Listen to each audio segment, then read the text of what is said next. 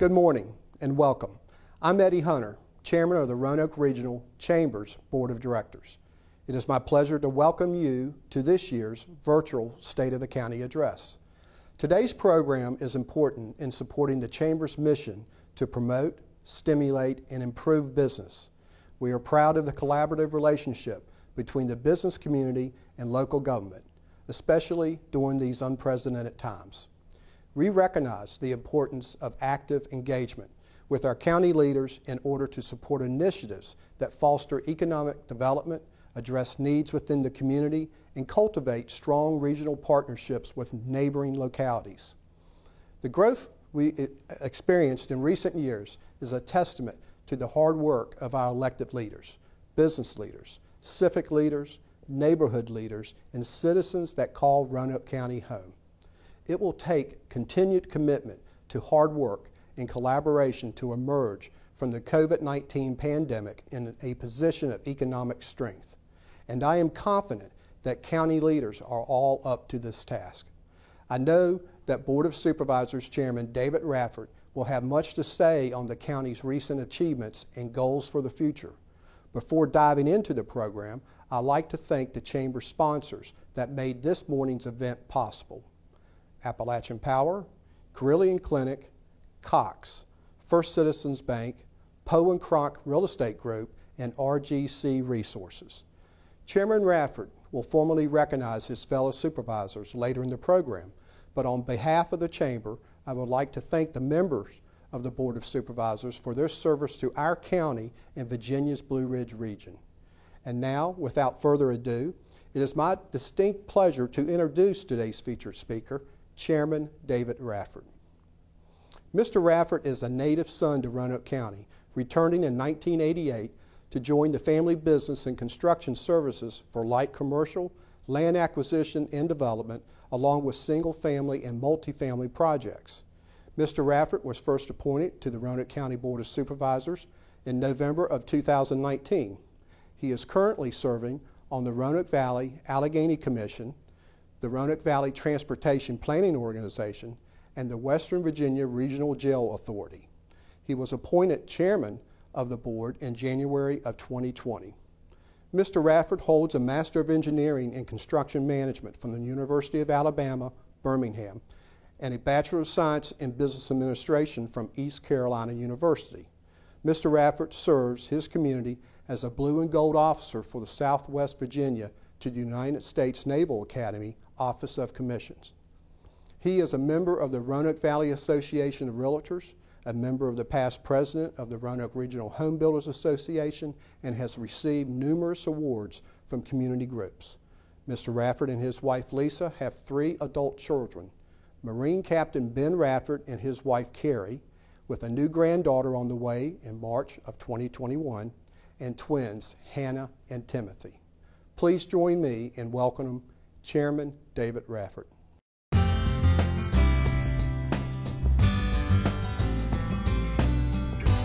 Good morning. Thank you for joining us today. This is certainly a first for us in presenting the state of the county, but we have experienced many firsts in 2020. I'd like to thank Eddie for that introduction, as well as Joyce Wall and other friends at the Chamber of Commerce for their continued support of Roanoke County in this event. Their dedication to progress in the Roanoke Valley is exceptional, and we appreciate all they do. To my colleagues on the Board of Supervisors, Vice Chair Phil North, Supervisors Martha Hooker, Paul Mahoney, and Jason Peters, I appreciate your leadership and service to the citizens of Roanoke County. To the employees of Roanoke County, including County Administrator Dan O'Donnell, Assistant County Administrators Richard K. Wood and Rebecca Owens, and County Attorney Peter Lubick, I thank you for your guidance, public service, and commitment to our community. At this time, I'd also like to acknowledge the passing of former County Attorney Ruth Ellen Cannell earlier this year.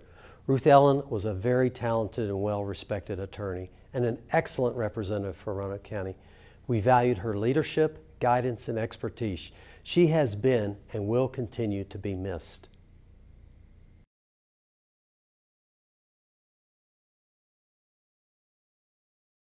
I think no one would disagree that 2020 has been a year of challenges, but I'm pleased to say that Roanoke County remains strong and we continue to serve our citizens throughout the global pandemic. You'll hear today that much of our work has been impacted by COVID-19, but you'll also learn how we've adapted to manage and mitigate those impacts in order to provide the day-to-day services our residents depend on. In March, our Board of Supervisors declared a local emergency and put into place our Emergency Operations Plan to provide guidance and direction to our employees. We also coordinated with the Virginia Department of Health and regional leaders with the primary goal of protecting the health of our community. The governor's executive orders closed schools and businesses in an effort to keep people safer at home and help prevent the spread of the virus. We've had to explore new ways of conducting business to serve our community, even after closing public facilities for a time and sending much of our workforce home to continue doing their jobs in a safe environment.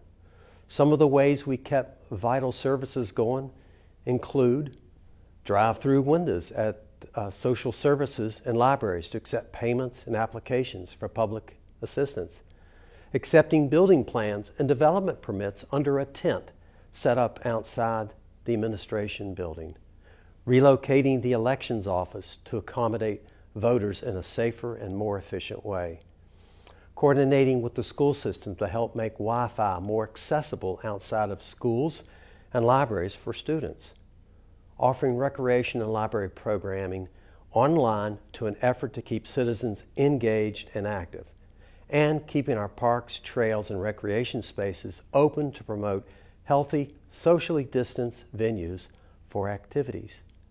Facing economic uncertainty, we prepared for a $5 million shortfall in our operating budget and a $3 million loss to our capital projects budget. We knew that careful planning would be needed to find savings from cut expenses, all the while hoping for better than expected revenues. I'm pleased to say that staff has done an excellent job in managing these challenges, and we are optimistic about the road ahead. Throughout these uncertain times, though, we have adapted, rising to the challenge, and we have made many accomplishments along the way. As the governor's restrictions eased, we saw how deeply impacted our citizens and business community had been. Federal CARES Act funding and other sources awarded to the county allowed us to provide aid to small businesses, grant short-term financial assistance to citizens, and make important infrastructure improvements.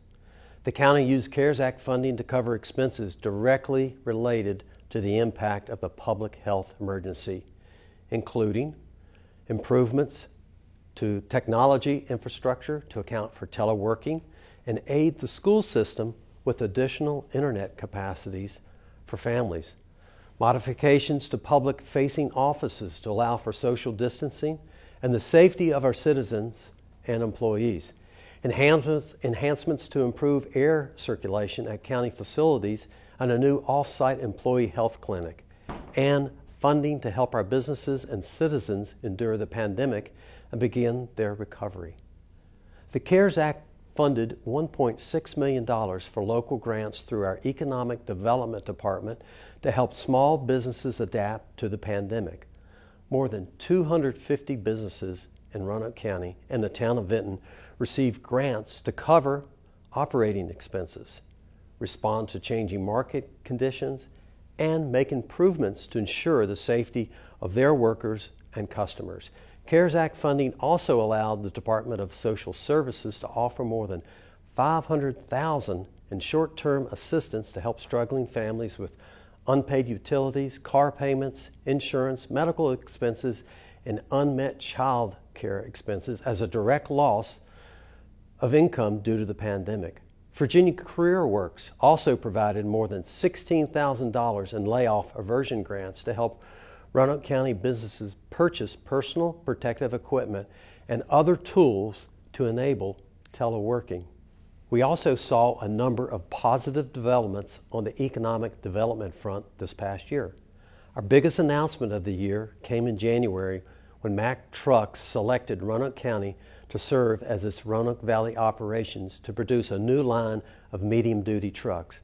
Governor Northam was on hand to applaud the first automotive project completely established in Virginia, from prototype to production.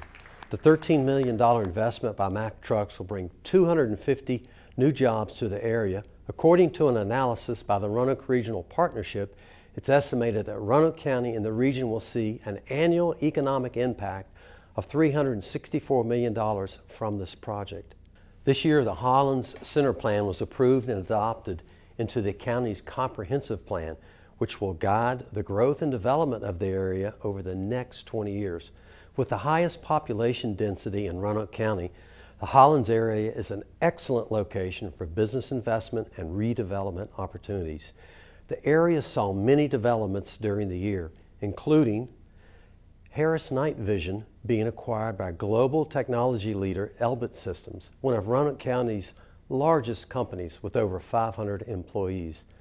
Ongoing improvements to the Plantation Road area included a new traffic signal and a pedestrian crosswalk at Lila Drive, making this area more convenient and safer for the many workers that travel this road every day. Ardagh Group became Trivium Packaging this year in a $2.5 billion sale of the metal packaging business, creating one of the largest metal packaging companies in the world. First Team has nearly completed a $3 million state-of-the-art Volkswagen sales and service center. This new 15,000 square foot facility is the 9th expansion of the First Team Automotive Group in Western Virginia over the past 30 years. And Spring Hill Suites by Marriott has announced plans to construct an all-suite hotel on Gander Way, representing a $12 million investment near Gander Outdoors. While we celebrate the new developments in the Hollins community, we're excited by the prospect of new opportunities coming to other parts of the county through our community planning efforts. Roanoke County's Oak Grove Center Plan has been another successful effort in gaining insight to future development, transportation, and public amenities in the area. A joint partnership with the City of Roanoke and Roanoke County Public Schools solicited public input through small group exercises within the community, including students and teachers from nearby schools to involve younger generations in planning for this community. Recently, the National Association of Counties recognized Roanoke County with a prestigious Achievement Award, and the Virginia chapter of the American Planning Association awarded the Old Dominion Innovative Approaches Award for this joint planning effort. The Roanoke City Planning Commission and the Roanoke City Council will join Roanoke County Planning Commission and the Board of Supervisors to review the Oak Grove Center Plan and move this project forward. This collaboration has always opened the door to future regional planning efforts to help improve everyone's lives. Roanoke County has also received a $15,000 Community Development Block Grant for Opportunity Zone marketing. The county zone is located in the Woodhaven Technology Park near the intersection of I-81 and 581. The zone area contains 200 acres of undeveloped or underdeveloped land with a great potential for growth. The grant will allow the county to create a professional marketing plan to showcase the area and its potential for industrial, commercial, or multifamily development. The county was also the recipient of a $20,000 Governor's Agriculture and Forestry Industries Development Fund grant for the Catawba Sustainability Center. This grant provides an opportunity for immediate aid to landowners and farmers impacted by COVID-19 while meeting the demand for herbal medicines such as Golden Seal. A few more economic development news items from this past year include the addition of Hanover Insurance Group at the Metis Plaza in the Oak Grove community was announced earlier this year. Hanover will be occupying more than 13,000 square feet of the building's second floor and will bring the occupancy of the facility to nearly 80%. A new Firestone Light Automotive facility is under construction at Valley Gateway in the Bonsack area. This will be a 6,200 square foot facility with a $2.5 million investment. Construction of the $65 million AEP Substation and Operations Center project in the Center for Research and Technology began this year. That will employ 50 people. And Plastic One celebrated its 70th anniversary this year with the name change to P1 Technologies. With over 350 employees, it is one of the largest employers in Roanoke County. Congratulations to P1 Technologies and their 70 years of continuous operation in Roanoke County.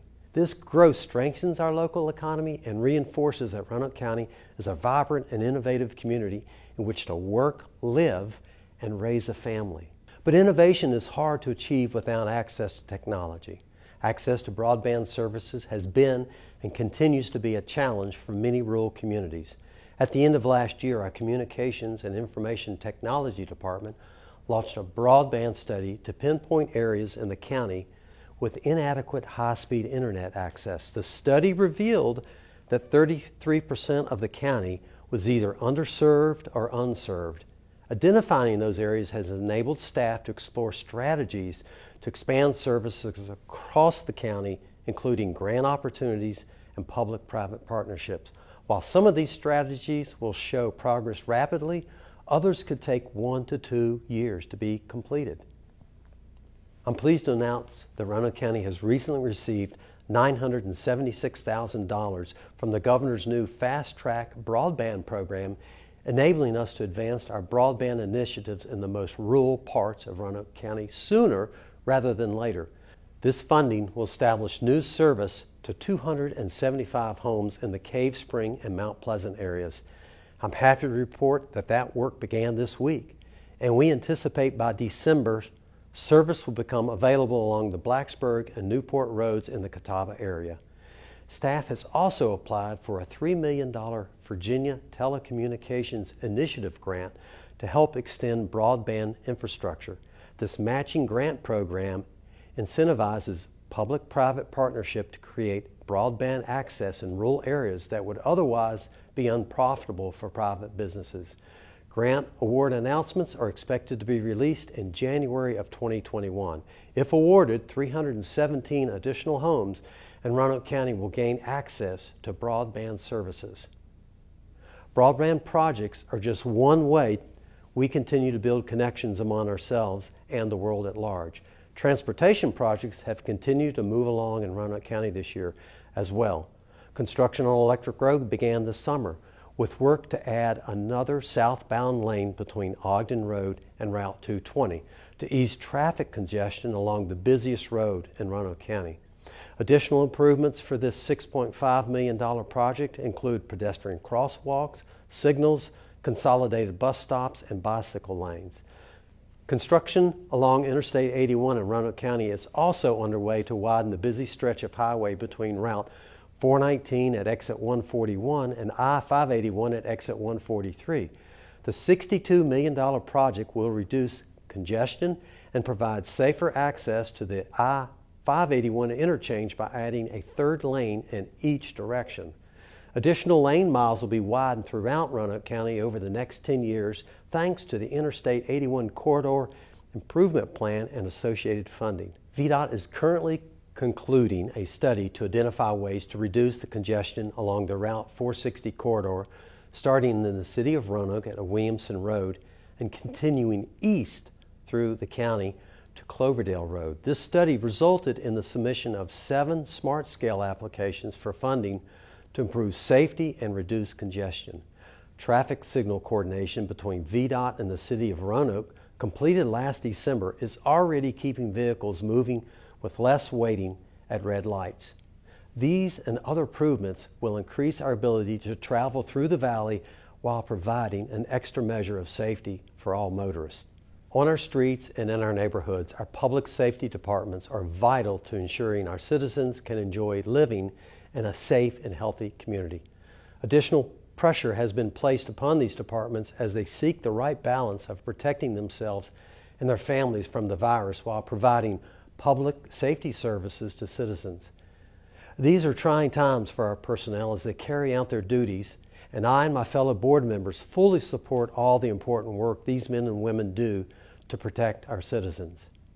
Much has been said about law enforcement across the country and the standards by which they operate. I'm proud to say that our police department has received national accreditation since 1992, meaning that they are held to the highest standards of integrity, transparency, and accountability. Chief Hall, in his capacity as president of the Virginia Association of Chiefs of Police, has spoken about the importance of policing across the Commonwealth. And our Fire and Rescue Department recently received nearly $3 million from the Department of Homeland Security for 15 additional firefighter positions. This will ensure adequate emergency response capabilities and improve coverage to further protect our community from fires and fire-related hazards.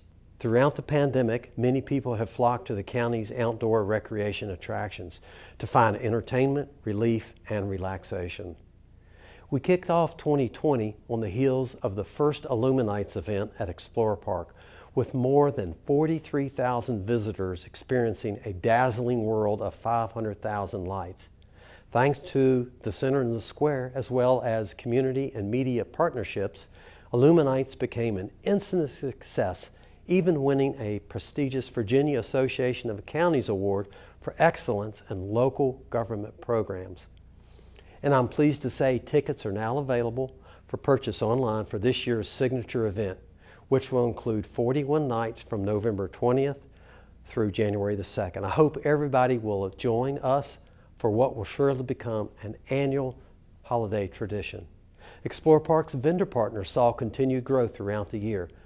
Twin Creeks Brew Pub had a successful launch during Illuminates and later opened to serve visitors throughout the summer. Blue Mountain Adventures expanded services with nearly 1,000 tube rentals and 600 campsite bookings this year. Don's Cabins booked nearly 2,300 nights and camping reservations. And in its first year of operation, Treetop Quest saw over 10,000 visitors despite an unexpected 3-month closure due to the coronavirus. In other parks and outdoor news, Roanoke County received $650,000 from the Reed Mountain Alliance and Virginia Outdoor Foundation to acquire 300 acres that will double the size of Reed Mountain Preserve, known for its hiking trails and mountaintop views. Parks, Recreation, and Tourism also received a Governor's Environmental Excellence Award for the Hinchy Park and Trail. The award recognizes innovative ways to improve the environment that also preserves a pristine landscape for recreation and conservation of the land. The park is a new 235-acre woodland preserve consisting of a 2-mile trail that connects Hanging Rock Battlefield Trail to Carvin's Cove. With all its attractive outdoor amenities, Roanoke County has become known as a destination for exploration. Another amenity citizens have come to rely on during the pandemic is our library system. While the buildings were forced to close for a while, staff found creative ways to further connect with individuals and families. Library staff shifted their services online by increasing electronic resources such as e-books and databases, providing popular virtual programs for children and teens like Storytime and Drama Club on the YouTube and Zoom, developing a phone program to help those at home with reference questions or provide assistance with technology or reference databases. And even the popular summer reading program went virtual with more than 15,000 books read by participants. Curbside services became available for patrons to return materials and pick up new ones.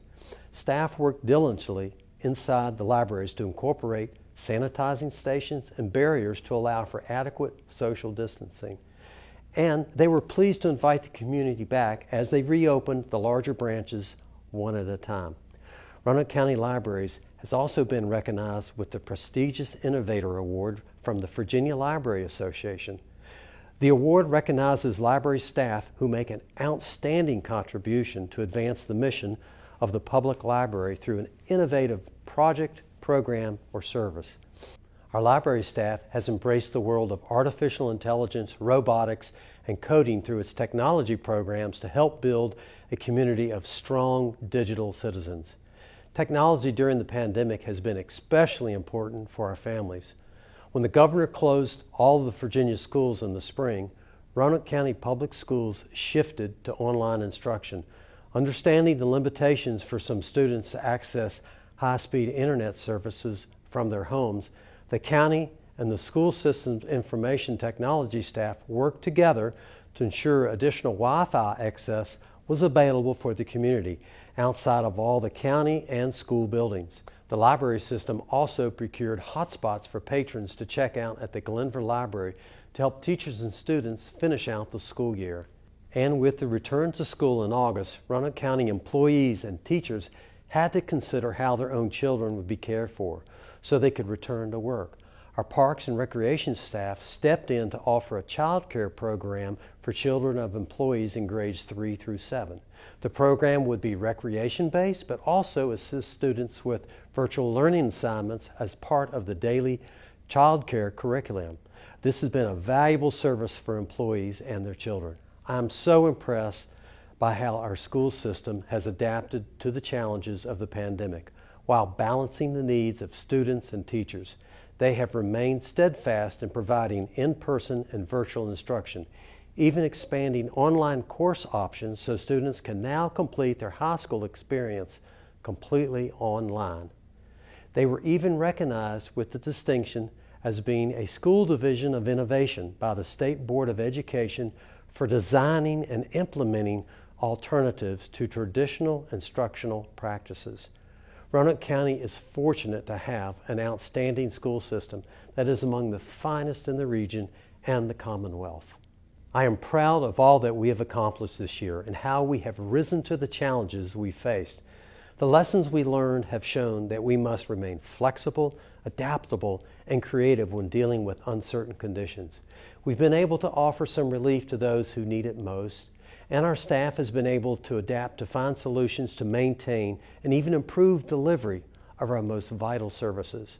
And we continue to find creative ways to go above and beyond the expectations of our citizens. Now we must ask the question, what lies ahead for us in the coming year? As an author once wrote, challenges are what make life interesting. Overcoming them is what makes life meaningful. For years, we have understood that high-speed internet services were vital to promoting economic diversity, but now we know that broadband access is critical to maintaining our way of life. We must continue to prioritize access to broadband services to help keep our economy moving through teleworking, telemedicine, and distance learning. We will advocate for new federal and state joint funding programs to advance coverage for a stronger economic development impact. A pilot program for local broadband authorities to pursue projects without a private sector provider, and we will support efforts to streamline the permitting of the VDOT broadband infrastructure in the VDOT right-of-way. As we look to the future, I'm certain that our community planning efforts will bear the fruit of new developments for Hollins and the Oak Grove areas, and an upcoming economic development strategic plan will help strengthen the foundation of our community for years to come. As a county, we must be flexible enough to embrace new opportunities as they present themselves with an eye toward the future envisioned by these plans, and we must have the courage to adapt our services to help community thrive and prosper. While coping with the changes brought on by COVID-19 may have been our greatest challenge this year, in the days to come, our largest obstacle may be overcoming our conventional mindset of how things are done. While the future may be uncertain, I have faith that we have all learned that we can be resilient even in the toughest of times. Thank you for listening and joining us this morning.